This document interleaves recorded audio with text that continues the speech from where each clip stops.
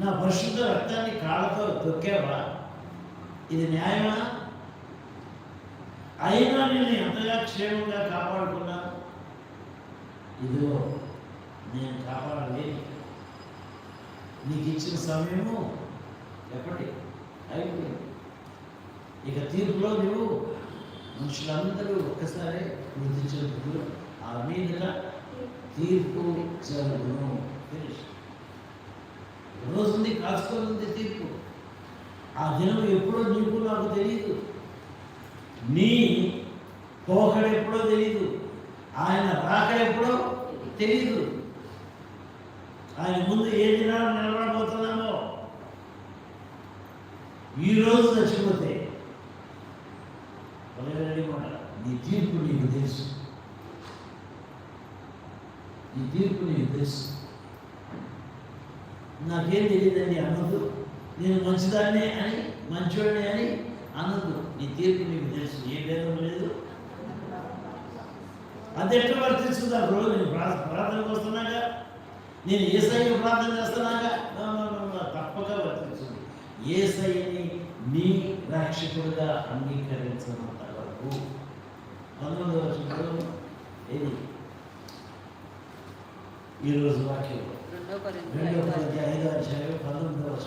అదేమనగా దేవుడు వారి అపరాధములను వారి మీద మోపక క్రీస్తునందు లోకమును తనతో సమాధాన పరచుకుని వల్లని ఆ సమాధాన వాక్యమును చాలు. ఏమంటున్నాడు? క్రీస్తు లోకమును తనతో సమాధానపరచుకొనవలెనని. తీర్పు ఎక్కడ దాకా? దేవుడితో నీవు సమాధానపరచబడ్డావా లేదా? దేవుడితో ఒక ఒప్పందం కుదుర్చుకున్నావా లేదా? ప్రభా, నేను పాపిని, నన్ను క్షమించు. ఇక నీ ఎదుట నేను పాపం చేయను ప్రభా, నన్ను పాపం చేయకుండా కాపాడు ప్రభా అని ఆయనతో ఒప్పందం కుదుర్చుకున్న వారికే ఇది వర్తిస్తుంది.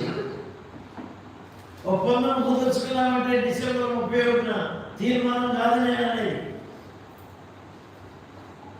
1వ తారీఖు కూడా నీవు తీసుకున్న తీర్మానం బట్టి నిలబడాలి. ఫిబ్రవరి వచ్చినా నీవు తీసుకున్న తీర్మానం బట్టి నిలబడి ఉండాలి. అది మార్చి కానీ నవంబర్ కానీ నీవు తీసుకున్న తీర్మానాన్ని బట్టి నిలబడి ఉంటే నా తండ్రి చేత ఆశీర్వదింపబడిన వాళ్ళు రండి, మీ కొరకు సిద్ధపరచబడిన నా రాజ్యంలో మీరు స్వతంత్రించుకోండి అని మేము పేరబోతుంది. నీ విషయమే ప్రభు మాట్లాడలేదు. నేను పోగొట్టుకోవడానికి ఇష్టం లేదు. కాబట్టి ఈ దినాన మనము నీవు నేనే మనము ఆయన యందు దేవుడికి నీతి అవ్వనట్లు పాపం మెరుగైన ఆయన దేవుడు మనము దేవుడు నువ్వు నేనే. నీ కోసమే, నా కోసమే ఈ బలియాగాన్ని జరిగించాడు.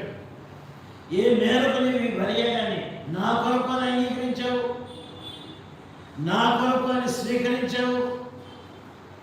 ఇక నా అడుగు తప్పదు ప్రభు, నీ కొరకు నమ్మకంగా నడుస్తా. అడుగు సాధనే నీ మార్గంలో, నీ సత్యంలో నేను జీవిస్తాను ప్రభు.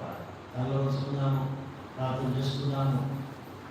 వినిన వాక్యాన్ని బట్టి ఎవరైనా చిన్న ప్రార్థన చేస్తే చేయండి దయచేసి. ఎవరైనా చిన్న ప్రార్థన చేయగలిగితే చేయండి.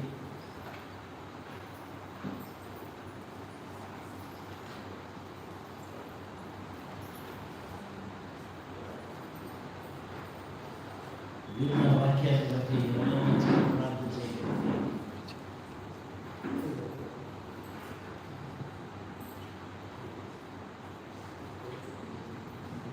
ఎప్పుడు ధైర్యం వస్తుందో. రెండో రోజు ఎటువంటి ప్రేమను నీవు పరలోక రాజ్యంలో చేస్తాను ఆ శిలువలో చూపించవు. ఎంతగా ప్రయాసపడ్డావు తండ్రి. ఆ శిలువలో ఎంత అవమానపడ్డావు, ఎంత దూషింపబడ్డావు, ఎంత గాయపరచబడ్డావు కూడా అన్నీ నువ్వు